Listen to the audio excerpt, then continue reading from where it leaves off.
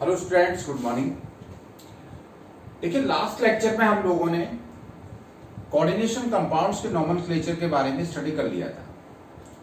आज हम coordination compounds की बॉन्डिंग के बारे में पढ़ना चाह रहे हैं कि सबसे पहले कोऑर्डिनेशन कंपाउंड में किस तरह की बॉन्डिंग होती है सेंट्रल एटम और लिगेंड्स के साथ, सेंट्रल एटम और काउंटर आयन के साथ किस तरह की बॉन्डिंग होती है, इसके बारे में आज हम लोग स्टडी करना चाह रहे हैं।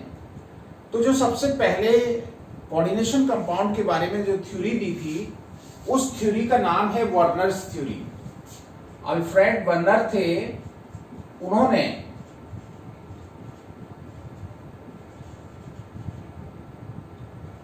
इस थ्योरी को दिया था। सबसे पहले इस वर्नर ने जब नहीं बताया था कोऑर्डिनेशन कंपाउंड्स के बारे में, उससे पहले इनकी ज्यादा हमें नॉलेज नहीं थी। तो एक स्विस साइंटिस्ट थे, केमिस्ट थे, अल्फ्रेड वर्नर, उन्होंने 1892 में सबसे पहले इन कोऑर्डिनेशन कंपाउंड्स के बारे में हमें बताया कि what are these coordination compounds, how in coordination compounds the central metal atom or ion is attached with ligands or counter ions, what types of valencies are available in these compounds। तो सबसे पहले जो theory हमें दी थी coordination compounds के बारे में, वो दी थी वर्नर ने, जिसको हम वर्नर थ्योरी के बारे में वर्नर थ्योरी के नाम से जानते हैं। वर्नर ने किया क्या कि कोबाल्ट क्लोराइड में अमोनिया मिलाया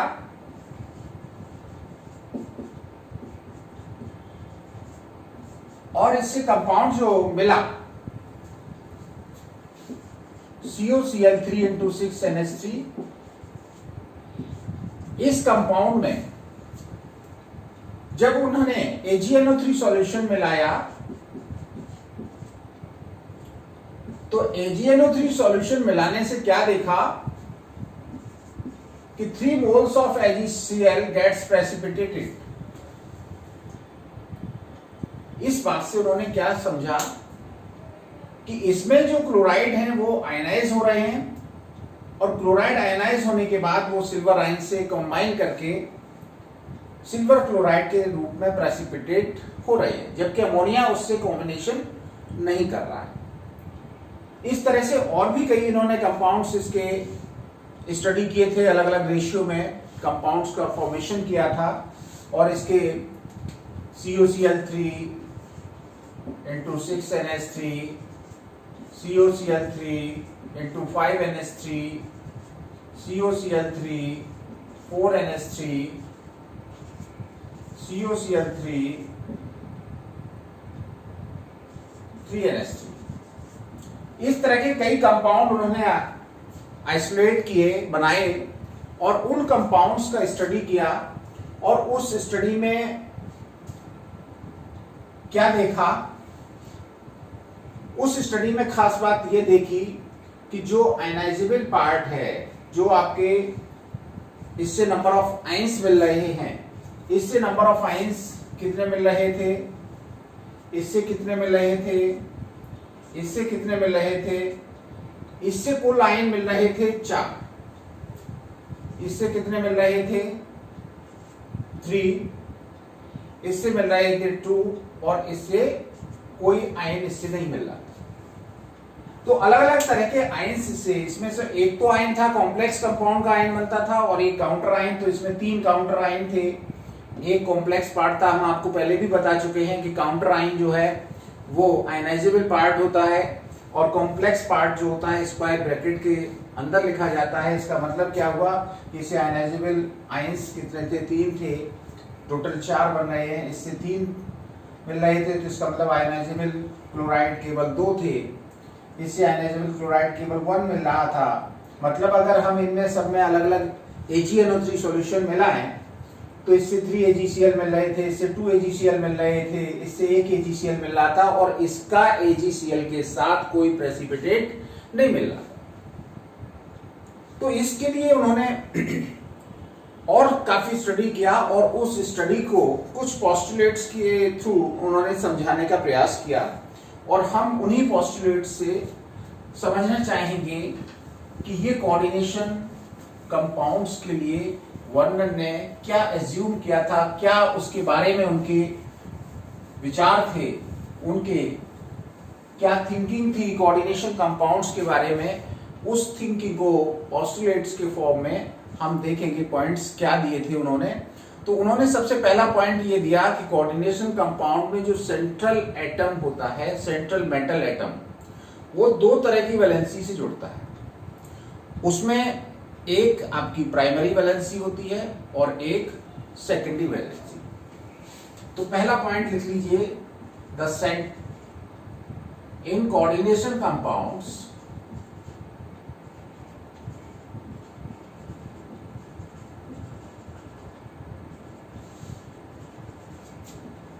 सेंट्रल मेटल एटम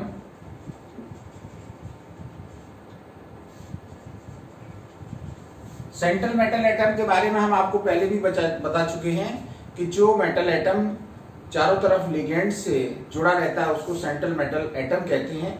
और इस सेंट्रल मेटल एटम के पास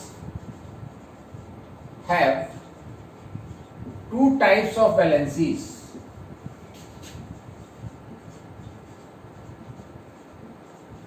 कौन सी? वो टू टाइप वैलेंसी कौन सी है? पहली थी प्राइमरी वैलेंसी और दूसरी कौन सी थी? Secondary valency. कोऑर्डिनेशन कंपाउंड में जो सेंट्रल मेटल एटम है उसके दो टाइप की वैलेंसी हैं, एक प्राइमरी और एक सेकेंडरी। जो प्राइमरी वैलेंसी होती है वो उसकी सेंट्रल मेटल एटम की ऑक्सीडेशन स्टेट, ये किसके बराबर होती है? ये होती है oxidation state of central metal atom. जबकि सेकेंडरी वैलेंसी जो होती है वो सेकेंडरी वैलेंसी इक्वल होती है कोऑर्डिनेशन नंबर। हम इनको पहले भी एक्सप्लेन कर चुके हैं। ऑक्सीडेशन स्टेट तो सिंपली आप जानते ही हैं, फर्स्ट ईयर में आपने निकालना सीखा था कि किसी भी एटम पर कंबाइंड स्टेट में जो चार्ज होता है वो कहलाता है उसका ऑक्सीडेशन स्टेट। और कोऑर्डिनेशन नंबर क्या है? कितने कोऑर्डिनेट बॉन्ड इसके साथ बन रहे हैं या कितने लिगेंड से ये डायरेक्टली अटैच है मेटल एटम। हो सकता है उस समय लिगेंड्स के बारे में इन्होंने एक्सप्लेन ना किया हो, बट इस तरह से बताया कि दो तरह की वैलेंसी होगी। एक होगी प्राइमरी वैलेंसी जो उसकी ऑक्सीडेशन स्टेट के बराबर होगी, और एक सेकेंडरी वैलेंसी होगी जो उसके कोऑर्डिनेशन नंबर के बराबर होगी। अब हम पहले प्राइमरी और सेकेंडरी वैलेंसीज के डिफरेंस को समझते हैं कि what is difference between these primary valency and secondary valency. तो प्राइमरी वैलेंसी क्या है? किसी मेटल की प्राइमरी वैलेंसी वो वैलेंसी है जो सिंपल सॉल्ट में हुआ करती है। Primary valencies are those which are exhibited by metal atom in simple salts. For example, हमारा कोई सिंपल सॉल्ट है AlCl3 है, तो इस AlCl3 में क्या होगा? Al की प्राइमरी Al की वैलेंसी कितनी है? 3 है। तो जिस सिंपल सॉल्ट फॉर्मेशन में वैलेंसी शो होती है मेटल की वो क्या कहलाती है? उसकी प्राइमरी वैलेंसी CuSO4 है। इस CuSO4 में इस Cu की वैलेंसी कितनी होगी? 2 होगी। इसमें कितनी होगी? 3 होगी।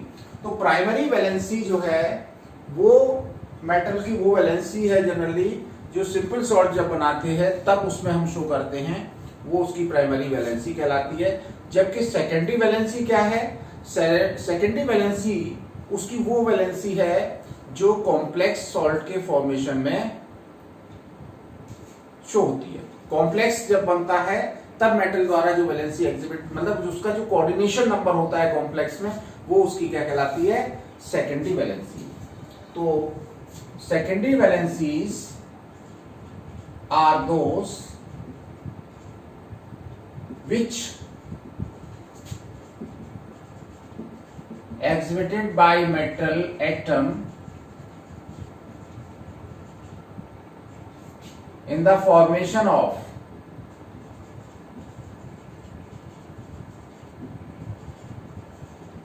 complexes। तो सेकेंडरी वैलेंसी जो शो होती है वो कॉम्प्लेक्सेस में शो होती हैं, और वो किसके बराबर होती हैं? उस सेंट्रल मेटल एटम से कौन से एटम डायरेक्टली अटैच हैं कोऑर्डिनेट बॉन्ड द्वारा, वो उसकी क्या कहलाती है? सेकेंडरी वैलेंसी कहलाती है। दूसरी बात,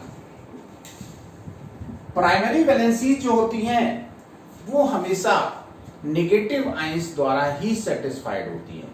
हमेशा primary valencies are always satisfied by negative ions, जबकि secondary valency generally neutral molecules द्वारा या कभी कभी नेगेटिव आयंस द्वारा भी सेटिस्फाई होती हैं। तो प्राइमरी वैलेंसीज आर ऑलवेज, हमेशा सेटिस्फाइड बाय नेगेटिव आयंस, जबकि हमने सेकेंडरी वैलेंसी के बारे में क्या बताया है? Secondary valencies are satisfied by neutral molecules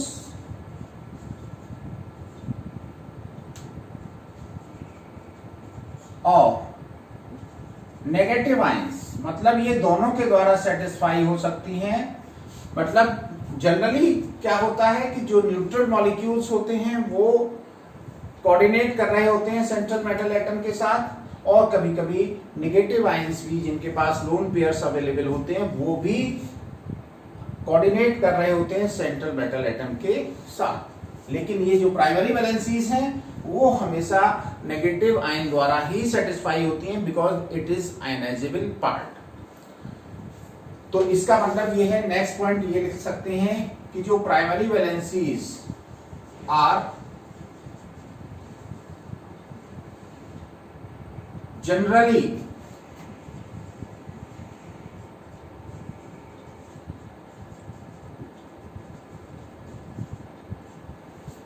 ionisable. यहां इस जनरली वर्ड का बहुत इंपॉर्टेंट, जनरली वर्ड बहुत इंपॉर्टेंट है। जनरली का मतलब ये है ऑलवेज नहीं, सामान्यतः ये आयनाइज हो जाती हैं, लेकिन कुछ प्राइमरी ऐसी भी होती हैं जो आयनाइज नहीं होती हैं। कुछ वैलेंसी ऐसी भी हैं जो प्राइमरी भी है सेकेंडरी भी है, तो वो जब कोऑर्डिनेशन स्फीयर के अंदर आ जाती हैं प्राइमरी वैलेंसी तो वो आयनाइज नहीं होती हैं, जनरली आयनाइज है। तो पता कैसे करेंगे?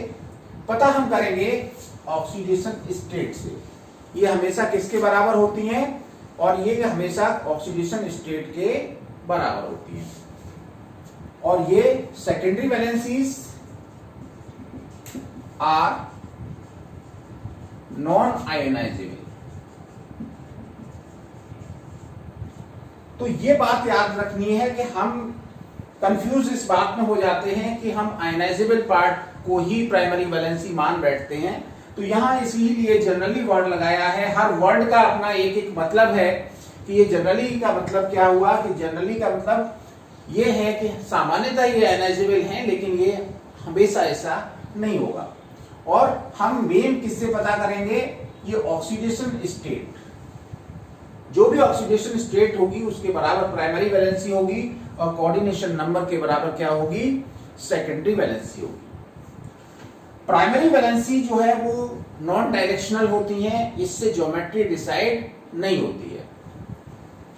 तो primary valencies are non directional, किसी भी साइड में इनको हम ड्रॉ कर सकते हैं, इनका कोई डेफिनेट डायरेक्शन नहीं होता है। जबकि सेकेंडरी वैलेंसीज जो होती हैं वो डायरेक्शनल होती हैं। Secondary valencies are directional in nature, directional and decides the geometry of complex ये क्या करती हैं, ज्योमेट्री कॉम्प्लेक्स की डिसाइड करती हैं।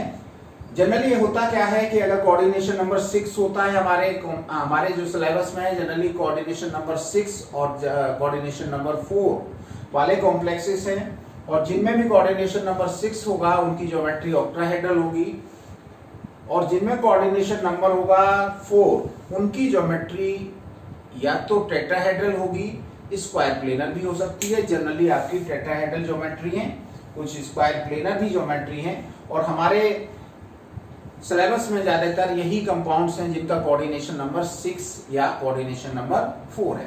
तो ये याद रखिए कि हम 6 कोऑर्डिनेशन नंबर और 4 कोऑर्डिनेशन नंबर वाले ही कंपाउंड्स का जनरली हम स्टडी करते हैं। अगला पॉइंट ये है कि ये जो प्राइमरी वैलेंसीज होती हैं वो वेरिएबल होती हैं, बदलती रहती हैं।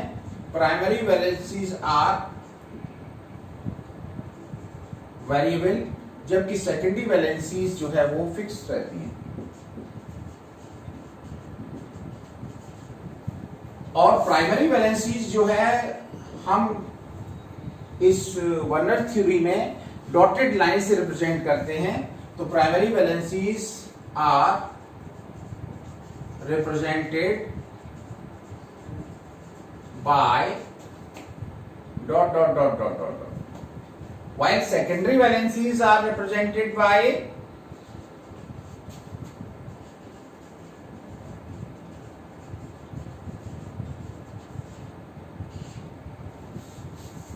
solid और thick lines।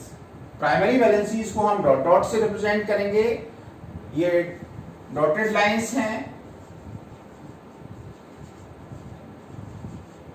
जबकि सेकेंडरी वैलेंसी को हम किससे करेंगे,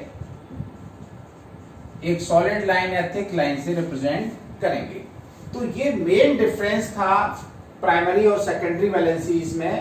तो वर्नर ने क्या बताया कि जो सेंट्रल मेटल एटम होता है उसमें दो तरह की वैलेंसी सेटिस्फाइड करने की टेंडेंसी होती है, एक आपकी प्राइमरी वैलेंसी, दूसरी सेकेंडरी वैलेंसी। प्राइमरी वैलेंसी हमेशा ऑक्सीडेशन स्टेट के इक्वल होती है मेटल की, जबकि सेकेंडरी वैलेंसी कोऑर्डिनेशन नंबर के इक्वल होती है। ये बात दो याद रखनी है कि प्राइमरी वैलेंसी किसके बराबर रखेंगे, ऑक्सीडेशन स्टेट के बराबर रखेंगे, और सेकेंडरी वैलेंसी कोऑर्डिनेशन नंबर के बराबर होगी। जैसे आप देखिए एग्जांपल CO NH3 का होल 6 Cl3, ये कॉम्प्लेक्स कंपाउंड है। आपको पता है कि जो इसके अंदर पार्ट है स्क्वायर ब्रैकेट के, इसके मजबूत बंधन है NH3 के साथ। ये टेम्परेरी बॉन्डिंग नहीं है, लेकिन इसकी Cl के साथ टेम्परेरी बॉन्डिंग है सॉलिड स्टेट में, तो ये इसके साथ जुड़ा है। लेकिन जैसे ही इसमें को वाटर में डाला जाएगा, भाग खड़ा होगा, ये अलग हो जाएगा। NH3 इसका साथ वाटर में भी नहीं छोड़ेगा। तो सेकेंडरी वैलेंसी हमेशा साथ निभाने वाली है, पानी में भी ऐसे आसानी से अलग होने वाली नहीं है। जबकि प्राइमरी वैलेंसीज जैसे ही इसको वाटर में डिसॉल्व करेंगे, प्राइमरी वैलेंसीज से जुड़े जो आपके नेगेटिव आयंस होंगे वो आयनाइज हो जाएंगे, अलग हो जाएंगे। तो इस कॉम्प्लेक्स में प्राइमरी वैलेंसीज कितनी होगी, 3, जो आपके इस कॉम्प्लेक्स के बाहर। मैं आपको यहां बता दूं कि ये हमेशा ऐसा नहीं है कि प्राइमरी वैलेंसी जो आयनाइजेबल पार्ट है वो ही हो। जनरली वर्ड यूज किया है कि जनरली आयनाइजेबल होती है, लेकिन ऐसा हमेशा नहीं है। ऐसे कॉम्प्लेक्स भी आएंगे जिनमें ये प्राइमरी वैलेंसी जो है वो यहां भी होगी, जो सेकेंडरी वैलेंसी का भी काम करेगी। वो डिपेंड करेगी ऑक्सीडेशन स्टेट पर। इसमें ऑक्सीडेशन स्टेट 3 है कोबाल्ट की, तो कोबाल्ट की ऑक्सीडेशन स्टेट के बराबर 3 क्लोराइड आयन है, आयनाइजेबल है, इसलिए इसमें प्राइमरी वैलेंसी 3 हो गई। और इसमें सेकेंडरी वैलेंसी कितनी है, सेकेंडरी वैलेंसी इसमें है 6, क्योंकि इसमें 6 आपके NH3 इससे कोऑर्डिनेटेड हैं। तो इस तरह से आपकी कॉम्प्लेक्स में प्राइमरी वैलेंसी और सेकेंडरी वैलेंसी डिसाइड होती है। अब दूसरा पॉइंट, पहला पॉइंट तो ये हो गया कि कोऑर्डिनेशन कंपाउंड्स में दो तरह की वैलेंसी हो गई, प्राइमरी वैलेंसी और सेकेंडरी वैलेंसी। और प्राइमरी वैलेंसी और सेकेंडरी वैलेंसी में डिफरेंस क्या है, इसको हमने आपको क्लियर कर दिया। अब बात आती है कि जो प्राइमरी वैलेंसी है, वो जो मेटल एटम है, उसकी जो टेंडेंसी होती है वो प्राइमरी और सेकेंडरी वैलेंसी दोनों को ही सेटिस्फाई करने की होती है। प्राइमरी वैलेंसी और सेकेंडरी वैलेंसी दोनों को सेटिस्फाई करने की टेंडेंसी किसकी होती है, मेटल। तो मेटल एटम, दूसरा पॉइंट लिख लें, the metal atom have tendency to satisfy both type of valencies,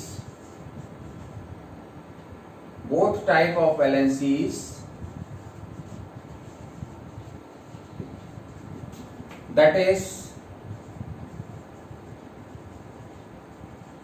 primary and secondary।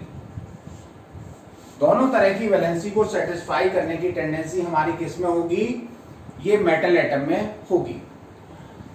Next point ये है कि अगर हमारे नेगेटिव आयन कोऑर्डिनेशन स्फीयर के अंदर हैं तो उनकी टेंडेंसी प्राइमरी और सेकेंडरी दोनों तरह की वैलेंसी सेटिस्फाई करने की होगी। मतलब वो दोनों तरह की वैलेंसी शो करेंगे, प्राइमरी भी और सेकेंडरी भी। तो वही पॉइंट एक अगला लिख लें, the negative ion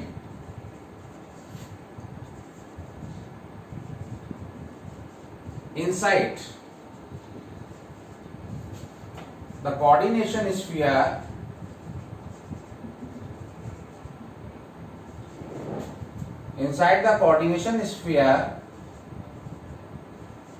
satisfy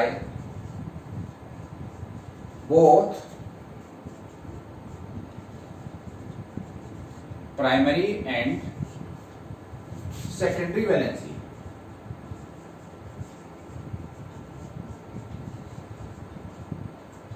primary and, अगर यही क्लोराइड अंदर आ जाएगा तो वो क्लोराइड जो है वो नेगेटिव आयन वो प्राइमरी वैलेंसी को भी सेटिस्फाई करेगा और सेकेंडरी वैलेंसी को, क्योंकि ये सिंपल सॉल्ट फॉर्मेशन में COCl3 ये सिंपल सॉल्ट है और सिंपल सॉल्ट में जो वैलेंसी होती है वो उसकी जनरली प्राइमरी वैलेंसी होती है। तो ये अगर हमारी सेकेंडरी वैलेंसी भी सेटिस्फाइड अगर क्लोराइड कर रहा है तो साथ साथ प्राइमरी वैलेंसी को भी सेटिस्फाई करेगा। तो ये इस वर्नर थ्योरी के मेन पॉइंट्स थे और इस मेन पॉइंट्स के बेसिस पे हम कुछ कॉम्प्लेक्सेस को आगे चल के एक्सप्लेन करेंगे। क्योंकि पहले हम एक एग्जांपल ले लेते हैं जिसमें प्राइमरी और सेकेंडरी वैलेंसी आपको बताना है। ये आप जल्दी से नोट कर लीजिए, उसके बाद हम इसको एक एग्जांपल लेके चलेंगे आगे।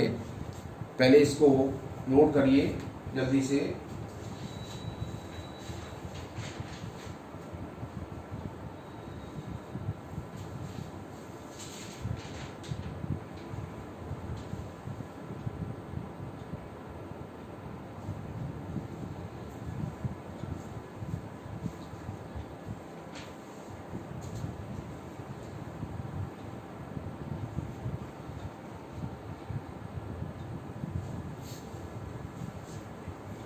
अब देखिए आपने नोट कर लिया होगा।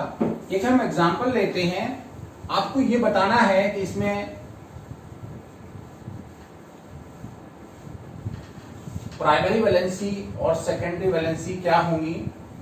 प्राइमरी वैलेंसीज पहले बताइए आप कि क्या प्राइमरी वैलेंसीज हैं। दो कॉम्प्लेक्स हैं CO NH3 का होल 6 Cl3 एंड यहां पर लिख लें इन कॉम्प्लेक्सेस एंड CO NH3 का whole 4 Cl2Cl। Primary valencies are, पहला पॉइंट है 3,3, दूसरा ऑप्शन है 1,3, थर्ड ऑप्शन है 3,1 एंड फोर्थ ऑप्शन है 1,1। आपको जनरली ये लग रहा होगा कि ये 3 और ये 1, तो ऑप्शन थर्ड आपको ज्यादा समझ में आ रहा होगा, लेकिन हम पहले ही बता चुके हैं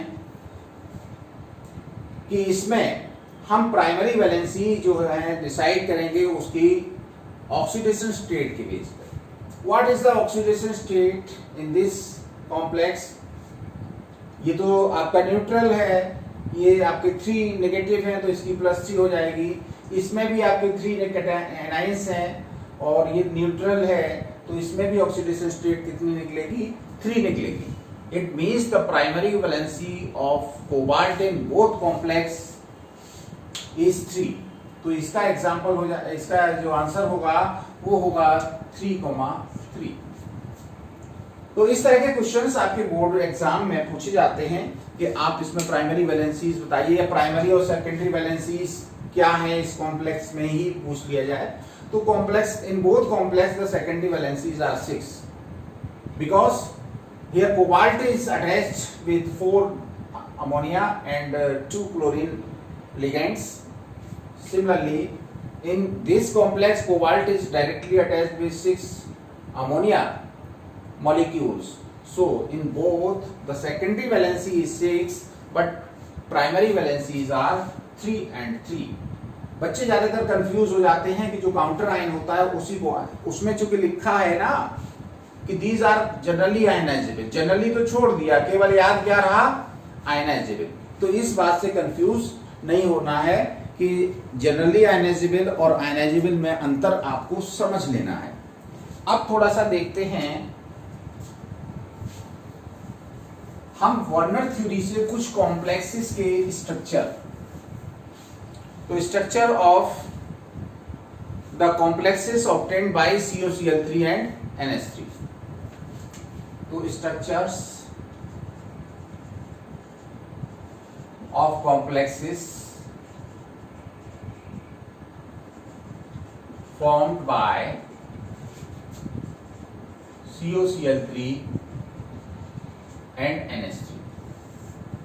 हमने आपको बताया था कि वर्नर ने इनके अलग अलग जो कॉम्प्लेक्स बनाए थे उसमें एक तो आपका पहला था COCl3 into 6NH3 इस रेशियो में, दूसरा कॉम्प्लेक्स COCl3 5NH3 लेके बनाया, तीसरा कॉम्प्लेक्स COCl3 4NH3 और फोर्थ कॉम्प्लेक्स इन्होंने बनाया COCl3 और 3NH3।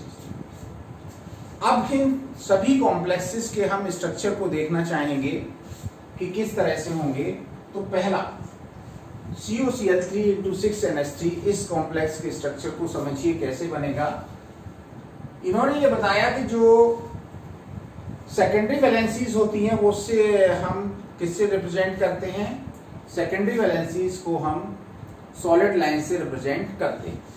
तो अगर हम CO कोबाल्ट के और 6 कोऑर्डिनेशन नंबर है तो इसकी कौन सी ज्योमेट्री आएगी? ऑक्टाहेड्रल। ऑक्टाहेड्रल ज्योमेट्री में क्या होता है कि 4 तो इस तरह से कॉर्नर्स की तरफ होते हैं और एक ऊपर और एक नीचे होती है, तो ये ऑक्टाहेड्रल शेप बनेगी इस तरह से ये। तो अब आप देखिए हम इन ज्योमेट्री को किस तरह से शो करेंगे। ये रहा कोबाल्ट। अब इससे आपके 6NH3 न्यूट्रल जो मॉलिक्यूल्स होते हैं वो पहले सेटिस्फाई करते हैं आपकी सेकेंडरी वैलेंसीज। तो इस तरह से जो हम बाद में कोऑर्डिनेशन कंपाउंड में कोऑर्डिनेट बॉन्ड बनाते थे, पहले इन्होंने थिक लाइन से इस कोऑर्डिनेशन बॉन्ड को दिखाया था, वो सेकेंडरी वैलेंसी इन्होंने कहा था। तो इस हिसाब से हमारी 6 आपकी कोऑर्डिनेशन नंबर कंप्लीट हो गई। अब हमारा जो आयनाइजेबल पार्ट है वो है क्लोराइड, नेगेटिव आयन यही आयनाइजेबल पार्ट है। तो इसकी जो वैलेंसी हम दिखाएंगे वो डॉटेड लाइन से दिखाएंगे। तो हमने इस तरह से 2 Cl इधर जोड़ दिए, तीसरा यहाँ जोड़ दिया। इसका कोई डेफिनेट डायरेक्शन नहीं है, लेकिन NH3 आपके सभी डेफिनेट डायरेक्शन में ही बनाएंगे। तो इस तरह से ये कॉम्प्लेक्स बन गया। अब इस कॉम्प्लेक्स का फार्मूला कैसे लिखेंगे? हमने बताया था कि जो नॉन आयनाइजेबल पार्ट है वो कॉम्प्लेक्स पार्ट होगा, वो स्क्वायर ब्रैकेट के अंदर आएगा, और जो आपका आयनाइजेबल पार्ट है वो बाहर आ जाएगा। तो इस तरह से वर्नर थ्योरी के अकॉर्डिंग हम इस कॉम्प्लेक्स को इस तरह से रिप्रेजेंट कर सकते हैं, जिसमें हमारे NH3 जो 6 लिगेंड्स थे उनको सॉलिड लाइन से और किसमें ऑक्टाहेड्रल ज्योमेट्री में शो किया है, जबकि हमारी जो आयनाइजेबल वैलेंसीज थी, जो प्राइमरी वैलेंसीज जिनको हम कहते हैं, उनको हमने डॉटेड लाइन से रिप्रेजेंट किया। दूसरा कॉम्प्लेक्स हम देखते हैं COCl3 × 5NH3। इस केस में क्या होगा, एक NH3 आपका कम हो गया है, तो इसको कैसे शो कर सकते हैं देख लीजिए। CO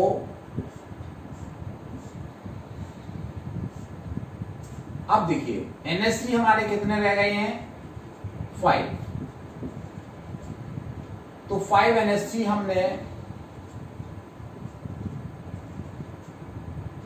हमने बताया था कि कोऑर्डिनेशन नंबर या सेकेंडरी वैलेंसी चेंज नहीं होगी। कोबाल्ट की सेकेंडरी वैलेंसी जो है वो कैसी रहेंगी, फिक्स रहेंगी। प्राइमरी वैलेंसीज में चेंज।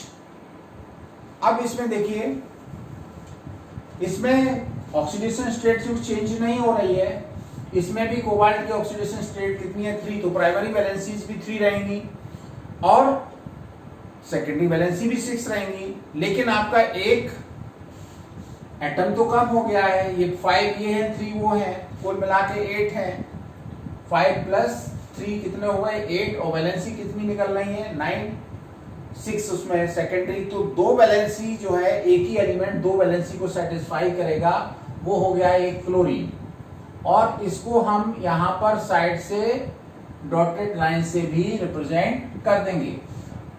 तो एक क्लोरीन एटम की प्राइमरी और सेकेंडरी दोनों वैलेंसीज को इसने सेटिस्फाई किया है, और 2 क्लोरीन जो होंगे वो केवल प्राइमरी वैलेंसी को सेटिस्फाई करते हुए बना देंगे। तो इस तरह से इस कॉम्प्लेक्स में आपने क्या देखा कि एक क्लोरीन एटम जो है वो प्राइमरी और सेकेंडरी दोनों ही वैलेंसी को सेटिस्फाई कर रहा है।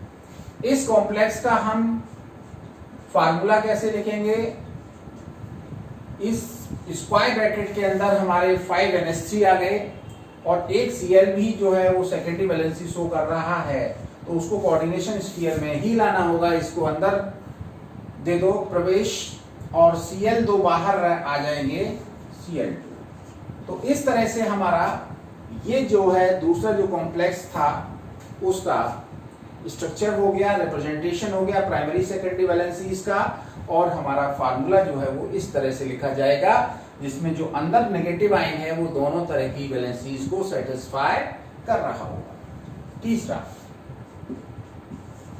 अब हमारा लेते हैं COCl3 4NH3। एक NH3 हमारा और कम हो गया, कितने रह गए NH3 अब हमारे 4 रह गए हैं। तो अब कैसे सेटिस्फाई होगी वो देख लीजिए। CO, इसका कोऑर्डिनेशन नंबर तो 6 करना ही करना है। हमारे पास कितने NH3 हैं, 4। तो पहले हमने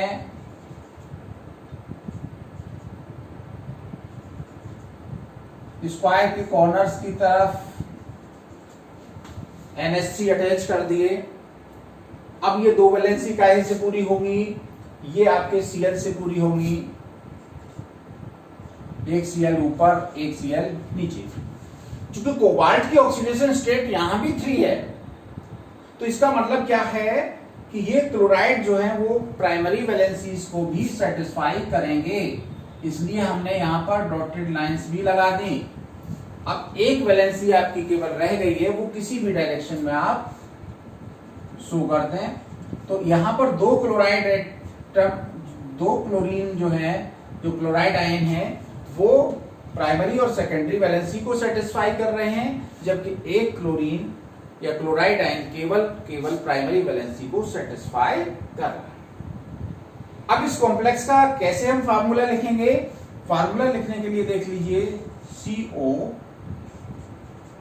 NH3 का होल 5 Cl2 और केवल आपका एक क्लोरीन जो है वो प्राइमरी वैलेंसी शो कर रहा था, इसको हमने out of the sphere coordination sphere show कर दिया। एक आपका लास्ट और रह गया है, इसमें क्या है 3 क्लोराइड एंड 3 अमोनिया, कुल मिला के कितने हैं 6 हैं। हमने बताया सेकेंडरी वैलेंसी तो 6 ही रहेगी और प्राइमरी वैलेंसी भी इसमें 3 रहेगी। इसका मतलब क्या है कि ये जो क्लोराइड हैं अब की बार जो कॉम्प्लेक्स में आएंगे वो प्राइमरी और सेकेंडरी दोनों ही वैलेंसीज को सेटिस्फाई कर रहे होंगे, कोई भी आयनाइजेबल क्लोराइड इसमें अवेलेबल नहीं होगा। कैसे शो करेंगे, देखिए CO6 आपकी ये कोऑर्डिनेशन नंबर दिखाने के लिए ये शो करना है। 3 तो आपके NH3